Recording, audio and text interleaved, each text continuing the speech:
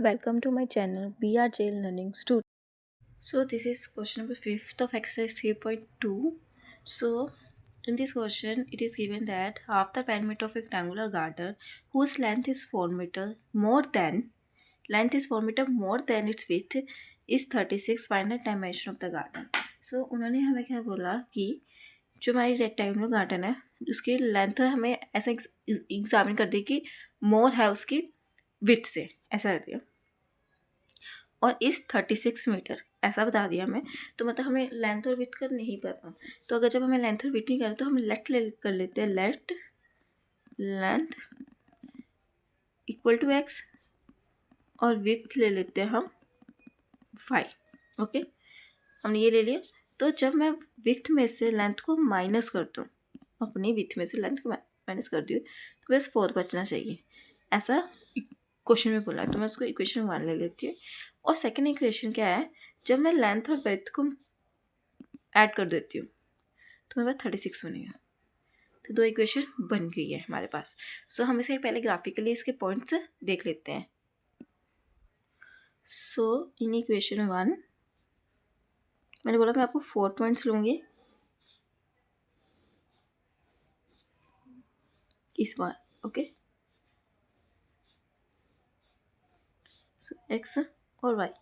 सो इस पर जो भी पॉइंट लेने हैं हम ध्यान से लेने हैं, क्योंकि मैंने ग्राफिकल रिप्रेजेंट करने हैं। तो देखो, पहले यहाँ 4 है और यहाँ 36 है। ये दोनों अगर हम ध्यान से देखें 4 के मल्टीपल्स हैं। तो हम पॉइंट भी एक्स के ऐसे लेते हैं कि वो 4 के टेबल पर आ जाए, क्योंकि जब हम ग्राफ बनाएं वो ग्राफ इतना बड़ा ना जाए ताकि कोई इशू ना आए। तो हम क्या करेंगे कि हम एक्स की वैल्यू को ऐसे सेलेक्ट करेंगे कि वो मल्टीपल जैसे 2 का ही आ जाए। ओके, आई मीन मल्टीपल 4 का आ जाए, 2 का नहीं। ठीक है, 4 के मल्टीपल्स आ जाए ताकि हमें उसे ग्राफिकली रिप्रेजेंट करने के लिए ईजी हो। फर्स्टली हम पहले अगर x को 0 ले लेते हैं, ठीक है, तो y हमारा ऑब्वियस बात है 4 आएगा। तो दूसरे केस में हम x को ले लेते हैं 8। ओके, तो अगर x 8 है तो हमारा y कितना आ जाएगा, 4 + 8 = 12। जब हमारी x की वैल्यू 8 है तो y की वैल्यू 12 आ जाएगी। जब हम x की वैल्यू 12 पुट कर लेते हैं, जस्ट इमेजिन करने की बोलिए, जब हमारी x की वैल्यू 12 है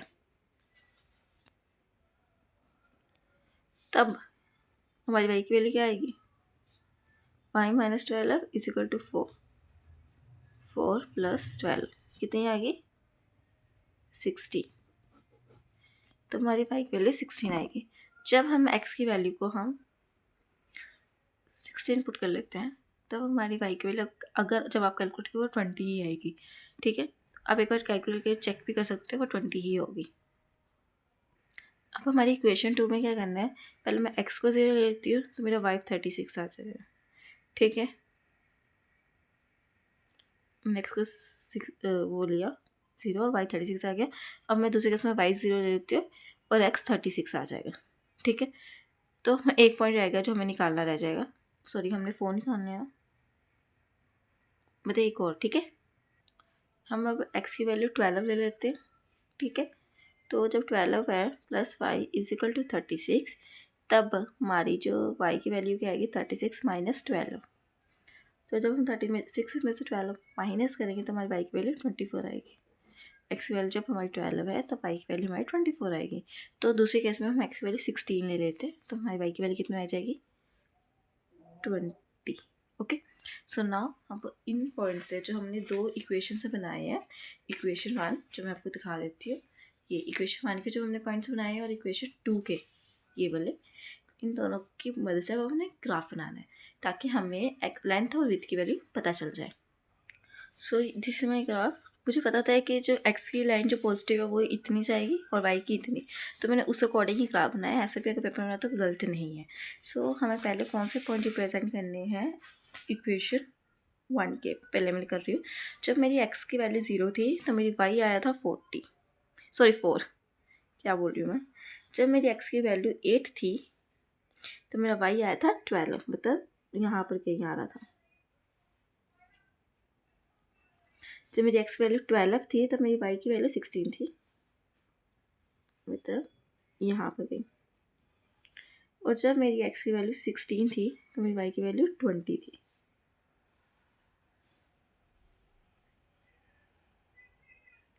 ओके, तो ये हमारी इक्वेशन 1 की है।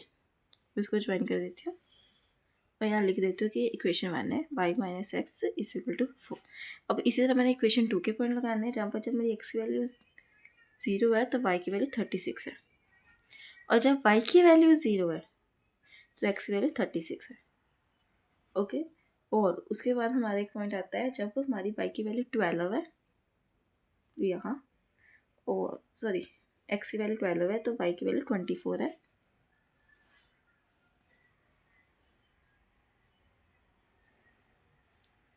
और जब y की वैल्यू हमारी सॉरी x की वैल्यू जब 16 है तो y की वैल्यू 20 है। तो मतलब सेम। तो क्या हो रहा है, ये पहली बात तो ये इंटरसेक्ट कर रहे हैं, है ना। तो जहाँ पर इंटरसेक्ट कर रहे हैं, यहाँ पर कर रहे हैं इंटरसेक्ट, तो यहाँ से अगर इंटरसेक्ट कर रहे हैं तो हमारी वैल्यू 16, 20। तो ये x है और ये हमारा y है। तो x को हमने लेंथ लिया था, y को हमने विड्थ लिया था, तो हमारी x और y और लेंथ और ब्रेथ हमारी आ गई कितनी 16, 20। सो इसी का हमारा ये क्वेश्चन सॉल्व हो रहा है। अब हम नेक्स्ट करते हैं 6th।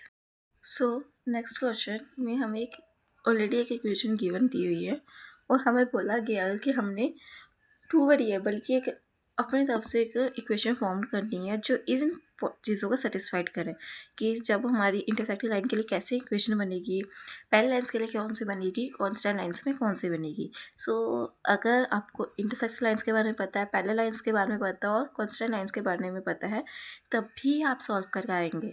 और जिन्हें नहीं पता, मैंने इस क्वेश्चन में जो इंटरसेक्टिंग लाइन है, पैरेलल लाइन्स और कांस्टेंट लाइन है, वो पहले ही आपको एक्सप्लेन किया था क्वेश्चन नंबर 2 में, एक्सरसाइज 3.2 में। तो आप मेरी वो वाली वीडियो देख सकते हैं जहाँ मैंने ये चीज़ एक्सप्लेन की हुई है। ओके, अगर आपने वो पूरी वीडियो नहीं देखनी तो मैं आपके लिए अलग से एक और बना देती हूँ जहाँ पर मैंने एक्सप्लेन किया हुआ है, और इसकी शॉर्ट वीडियो आपको मिल जाएगी मेरे यूट्यूब चैनल पर। Okay, so firstly for the intersecting line, जिससे देखिए तो उन्हें पता होगा इंटरसेक्टिंग लाइन के लिए हमारी इक्वेशन होती है ऐसे, जहाँ पर A1 वो B1 और B2 के इक्वल नहीं होता जब इंटरसेक्टिंग लाइन्स बन रही हो। तो हमने ऐसे ही कोई बनानी है, क्या ही करना है, हमने पॉइंट को मिलाना ही नहीं है ना। तो हमें तो की है 2x + 3y - 8 = 0। तो हम एक और इक्वेशन बना लेते हैं 2x, जहाँ पर हम +7y लिख देते हैं और -4 लिख देते, कुछ भी। तो अगर आप चेक करोगे, हमारा A1 जो है वो है हमारा 2 और A2 भी हमारा 2 है, एंड जो मेरा B1 है वो 3 है और B2 है हमारा 7। सो C1 और C2 के बारे में तो जानना ही है अभी के लिए। सो जब मैं इनको करती हूँ ऐसे चेक कि ये इक्वल है, तब हमारा ये आ जाएगा ऐसे, देखने से पता चलेगा बराबर नहीं है, डॉट। ठीक है, हमारी पहले वाला क्वेश्चन सॉल्व हो गया इंटरसेक्टिंग लाइन्स के लिए। इसी तरीके से हमने पैरेलल लाइन्स के लिए बनाना है। सो हमने एक इक्वेशन बनानी है दूसरी, जो हमने पैरेलल लाइन्स के लिए बनानी है। तो ये इक्वेशन तो गिवन नहीं है।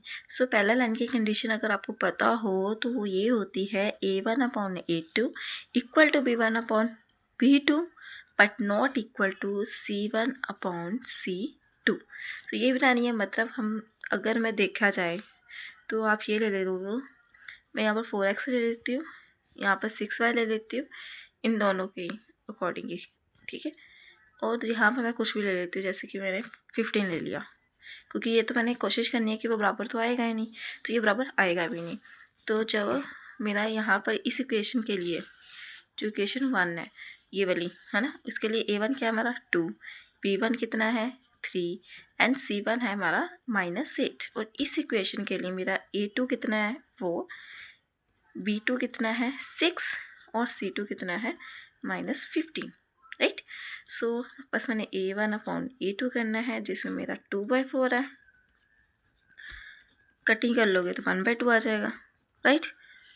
इसी तरीके से मैंने B1/B2 करना है, 3/6, कटिंग कर दोगे 1/2 आ जाएगा। और C1/C2 करना है, वो है हमारा, कटिंग ही नहीं होगी बस माइनस साइन कट हो जाएगा। तो देखने से पता चल रहा है आपको कि ये दोनों बराबर इक्वल है और ये नहीं है।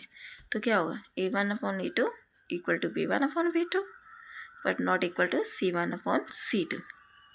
ओके, तो ये इसी तरह हमारा ये वाला भी सॉल्व होता है। तो हमें थर्ड है फॉर कॉन्स्टेंट लाइन। ठीक है, तो हमने थर्ड पार्ट सॉल्व करना है जिसमें हमने कॉन्स्टेंट लाइन के लिए क्या होता है, A1 to B1/B2 equal to C1/C2। ठीक है, तो हम क्या करेंगे, मैं फिर से यहाँ पर 4x ले लेती हूँ, ये 2 का ना, जब कटिंग करोगे तो 2 के टेबल पर ही जाएगा। इसका 6y और इसका 16 ले लेती हूँ, सिंपल, राइट।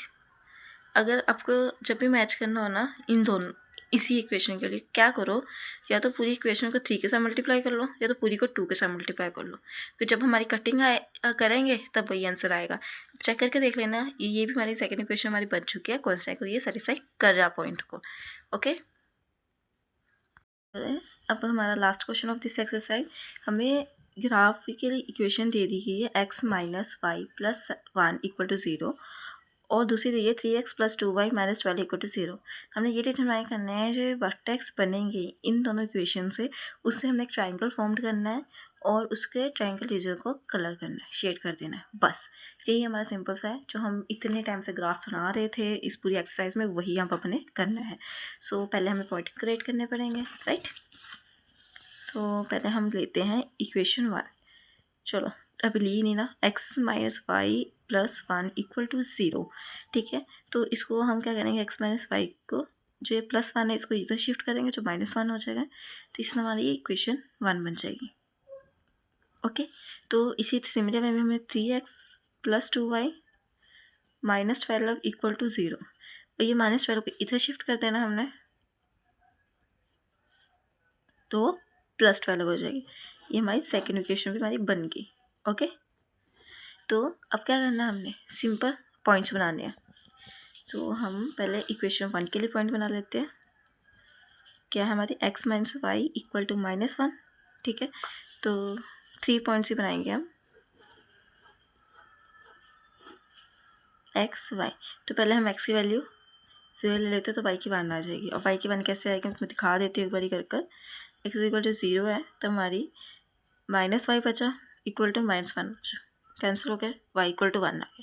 तो दूसरे में क्या लेना है हमारा x - y = -1 में, तो हम ले लेते, चलो 1 ले लेते। ओके, तो अगर 1 है -y है इक्वल टू -1 -y -1 -1, तो y की वैल्यू क्या आएगी -2, माइनस का सेल कट, जब 1 पुट किया तब 2 आ गई। ओके, तो जब हम 2 पुट करते हैं तो कितनी आती है, x - y = -1। सो हमारी जब x की वैल्यू 2 आती है तब 2 - y = -1, तो -y -1 -2 -3, माइनस का माइनस का तो 3 आ जाएंगे। तो ये हमारे इक्वेशन 1 के पॉइंट्स बन गए ग्राफिकली।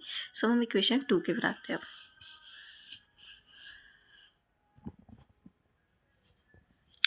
वो है हमारी इक्वेशन, इसको साइड कर देते हैं। ओके, तो 3x + 2y = 12।